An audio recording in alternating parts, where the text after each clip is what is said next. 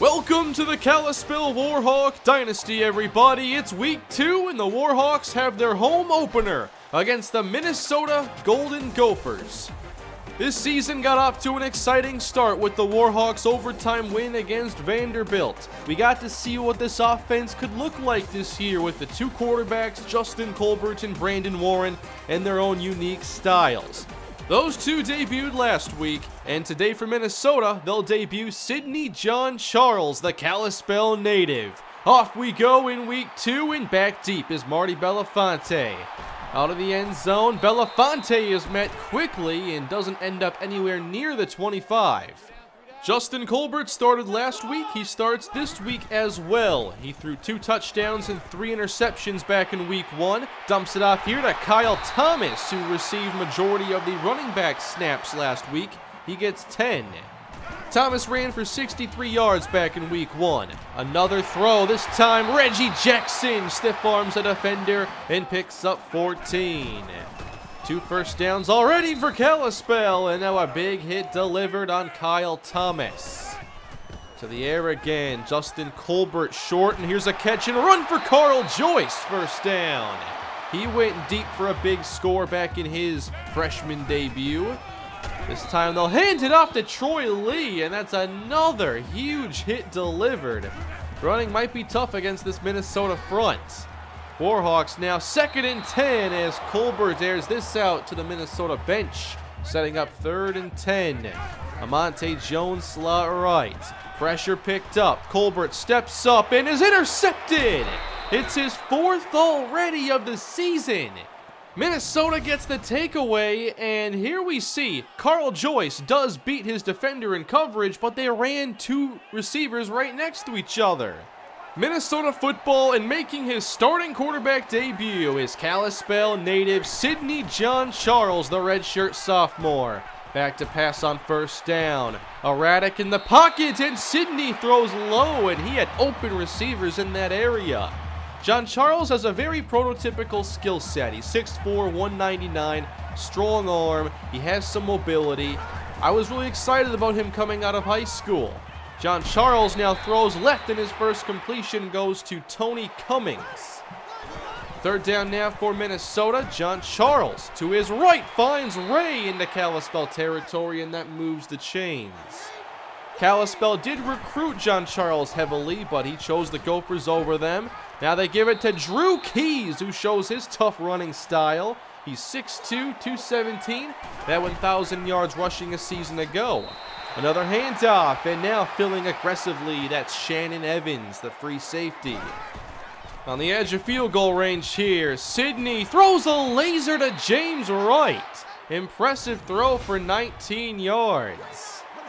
They bring Cook in motion on first down, play action, and John Charles looks his way. Cook on the catch, falls ahead. Good play for the Gophers. Goal to go. In the eye behind Sidney, handed off to Keys, and he's met quickly and taken down by Malcolm Tyson. From the pistol now, the run option, flip it to Keys, met and stopped at the 1-yard line by Wesley Merrill. He saved the touchdown. One more chance now, 3rd down, Jackson stuffed. On 2 straight plays, that is Wesley Merrill defending the goal line as the Warhawks complete the goal line stand. It's still 3-0 Gophers, as now we see number 3 enter the game. Brandon Warren hands it to Kyle Thomas, who can't get to the outside. Minnesota with good speed in their linebacker core. Warren now to throw it. No one open. He's scrambling and finds an opening. The ball comes out, and Jones scoops it up. But that's where Warren needs to protect the football. We saw too many turnovers back in week 1. Justin Colbert re-enters the game, and that's a catch by Carl Joyce. He also fumbles, but to the Kalispell sideline. They'll give it to Troy Lee this time, and some room here for the junior as he gets about 6. John Charles motions left, and from the eye now it's the rumbler, Terrence McKinley getting outside. They give him plenty of space, and his first carry of the year goes for 22. I want to see a little more McKinley moving forward. Brandon Warren back in, and they go back to the shotgun. He rolls out. Warren will tuck it and head out of bounds, this time avoiding contact. We saw some excitement from Warren back in week 1. He'll look to keep it this time, but Minnesota plays disciplined option defense. That's Nick Kirkpatrick. Third down now for Kalispell. It's the edge of field goal range. Under pressure, Warren's intercepted! What a catch by Kirkpatrick, who makes 2 consecutive plays. And that's the second takeaway. Already 6 interceptions thrown by the Warhawk quarterbacks this year. They've got to fix that and fix it quickly. Kalispell down 3 here in the second quarter. John Charles floats one, it's caught. Gathered in near midfield, it's a gain of 24, and that throw had the perfect amount of touch. On the ground now, Keys redirects and cuts up the middle, gaining 6 and a first down. Again, Keys is the back. John Charles gives it to him. He wants to cut it back, and he meets Anthony Owens. Here's a third down now. John Charles will face the blitz. Throw it short, and Cummings makes the grab, but only for a couple yards. That'll bring out the field goal team once again. It was a 19-yarder the first time, now one from long range, and this kick is good. 6-0 Gophers. Now for Kalispell, can they just have a possession without a turnover? Warren's going to keep it, heading outside. First down and more, he sheds a tackle. Warren across the 50, he's up the sideline, and he will go the distance. An electrifying touchdown for the freshman Brandon Warren. He gets some help from his senior tackle Bryce Wiley, and also Amonte Jones hustling downfield. That's what this athlete is capable of. A 75-yard touchdown here that erases a lot of what went wrong in the first quarter. This time the Gophers will not begin after an interception. They'll have the football now with Sidney John Charles throwing incomplete. There's a drop. Third down now, and they have a 2 tight end look. Some extra blockers as John Charles overthrows his target, who was definitely open on the outside. 3-and-out Minnesota, and back to the Kalispell offense, and Warren still in at quarterback. As Thomas tries to push the pile, he gets about 5. Third down for Kalispell, Carl Joyce slot right. Here's some rush, and Warren will evade it, heading outside and picking up the first down. I'm glad we don't have to worry about defending that kind of speed. Here's Colbert back in the game now, and he checks it down. Nice spin from Thomas. He'll get something on this play. Gain of 5. Justin Colbert again the quarterback on third down. Colbert on target. And the first catch of the season is made by Mike Harris. Warren re-enters the game now. He's going to keep it again. But once more, Minnesota's in position to stop him. He still gets 5. Third down and 3. Fake it to Lee. Option out to the right. And the flip to Thomas. To the 20 and 1 to beat. Turns it up the sideline. Gain of 26. The triple option is back in the Warhawk offense. And with that trio, it could be very effective. Justin Colbert back in the game now in the red zone as McKinley gets stuffed. They turn things back over to Brandon Warren now. He fakes it, throws quickly. John Charles makes the catch down to the 1. Kalispell, 3rd and goal. Lee the fullback, and the deep back is McKinley. He gets the call. Touchdown, Warhawks. That is Terrence McKinley III, one of many running backs we're going to see this season for Kalispell. And the Warhawks now lead 14-6, a big second quarter turnaround. And there is only about a minute to go now as John Charles throws another perfect throw to Drew Everett. We've seen 3 outstanding passes by John Charles already. 55 seconds and now a drop by Everett. He makes the tough catch and drops the easy one. Third down now. Warhawks backing off the secondary, and John Charles wants to go deep. Has a man way downfield and through the hands of Cummings. He had a chance. There was Glenn Hayes closing quickly, and the Warhawks forced the punt. 14-6, I think Kalispell is content going to halftime as Thomas heads outside, and that will stop the clock. 19 seconds left. Warren, triple option now, running it with Lee. He flips it. Good defense. And the Gophers call a timeout, so they'll get somewhat of a chance here. Less than 10 seconds, though, after this kick is fielded. From the 33, it is Jackson on the return. Finds an opening, breaks a tackle. Good return by Brett Jackson. And they're going to bring out the field goal team. This is a 57, 58-yard try. Look at the power behind that kick. It is good. 14-9 Kalispell, but a nice little sequence there for the Gophers. They make it a 5-point game here at halftime. Time to get this second half underway between Kalispell and the team that their head coach used to play for. Leon Daniels, a former linebacker with the Minnesota Gophers. I'm sure he was looking forward to this matchup as the Gophers have the ball and Drew Keys runs for about 5 yards. We saw mostly John Charles in the first half, a lot of passing from Minnesota, but they'll run it here on consecutive plays. 11 yards now for Brett Jackson. At the 50, draw play for Jackson again, and he barrels over a defender and gets about 5. 3rd and 1, Gophers. Now they'll throw it. John Charles to Cook. He's got the first and much more down to the 25. Just a quick pass that goes for 21 yards. Minnesota driving quickly down 5. Here's John Charles. Good protection. He'll air it out again. Nice catch at the sideline. Tony Cummings. He gets both feet down and makes one of the best catches of the day. And that's just another example of what Sidney John Charles is capable of. 1st and goal. Sidney to the end zone. They take the lead. I'm very impressed with Sidney John Charles in his starting debut. He could definitely transform this Gopher offense.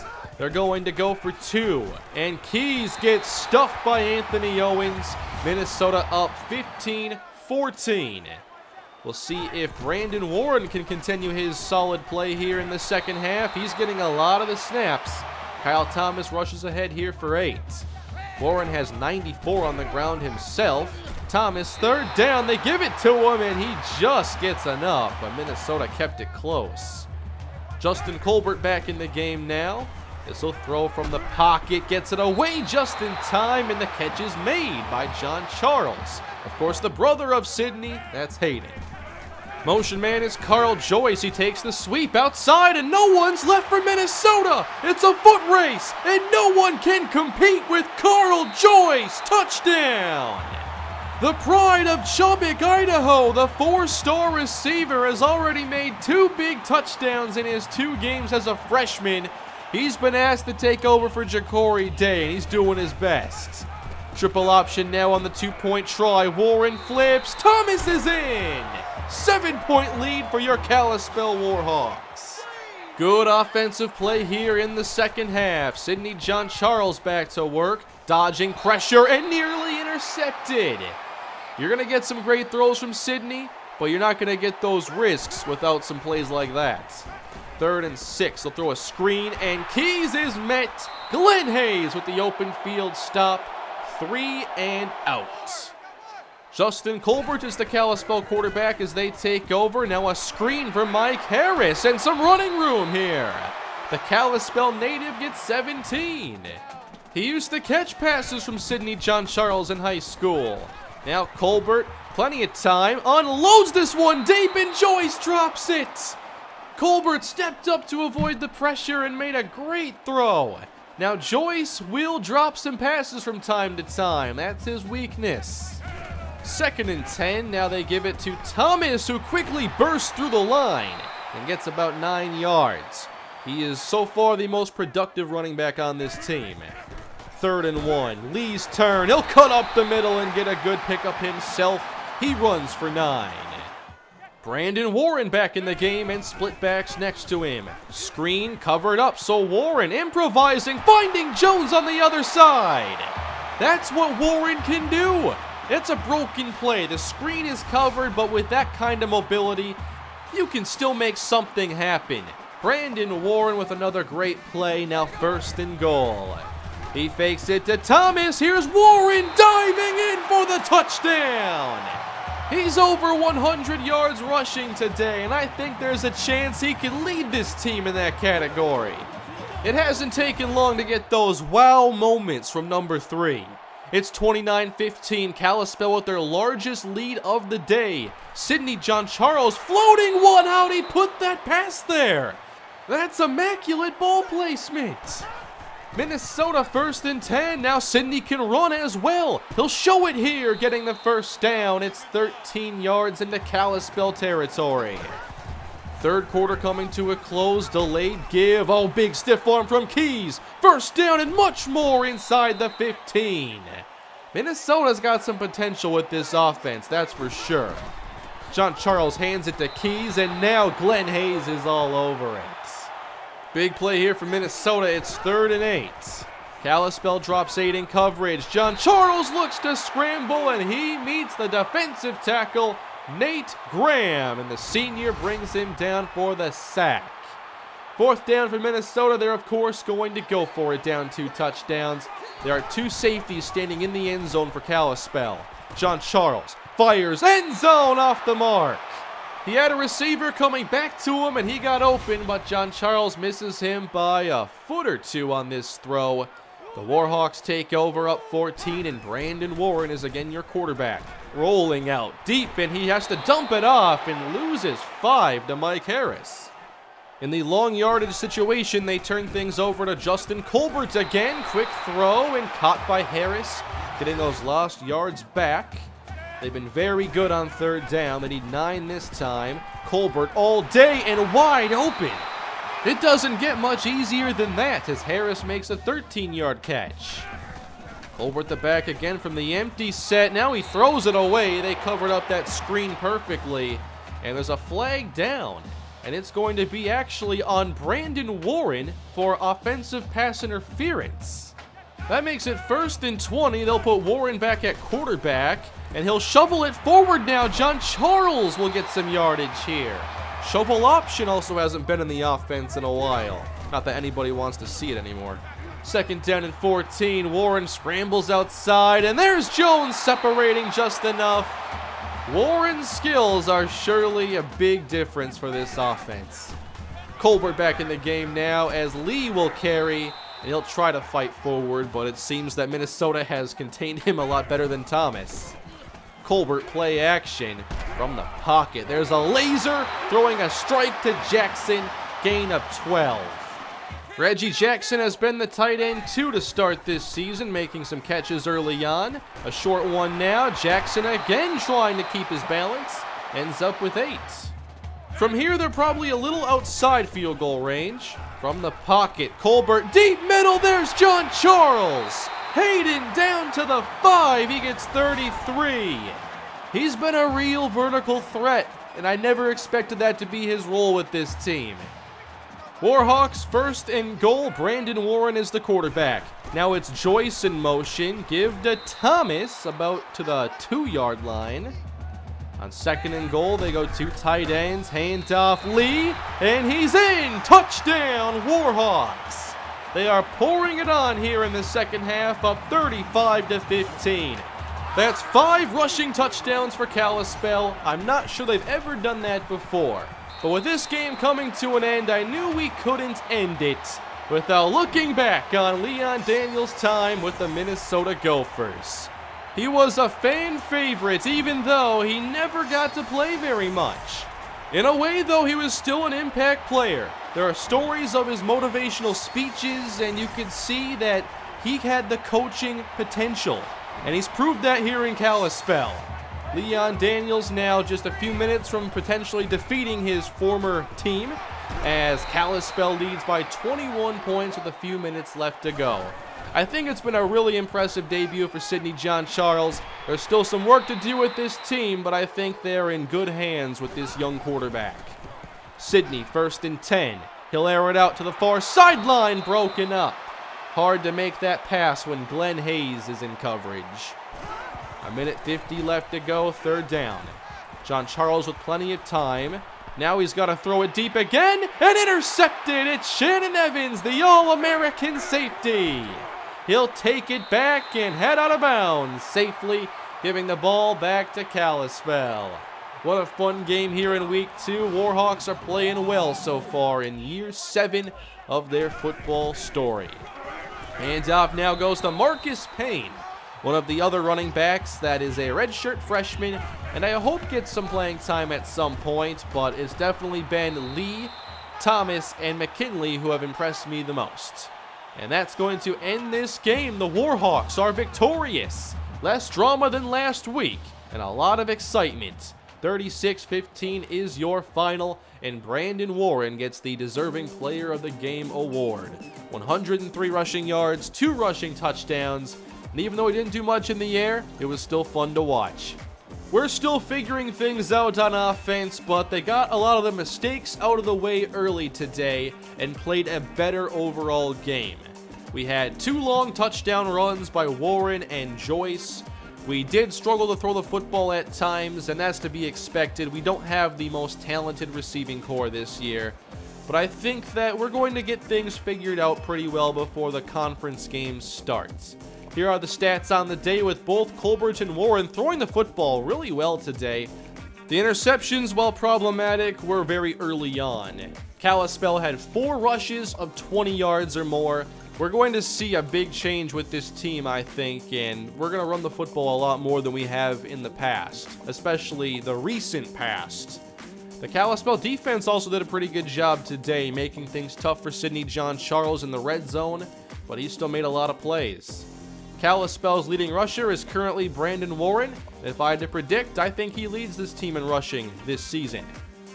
In the passing game, my favorite target so far has been Hayden John Charles because he can make really tough catches, and I like the screens that we're calling, although I think we should get the ball to Amonte Jones a bit more than we have.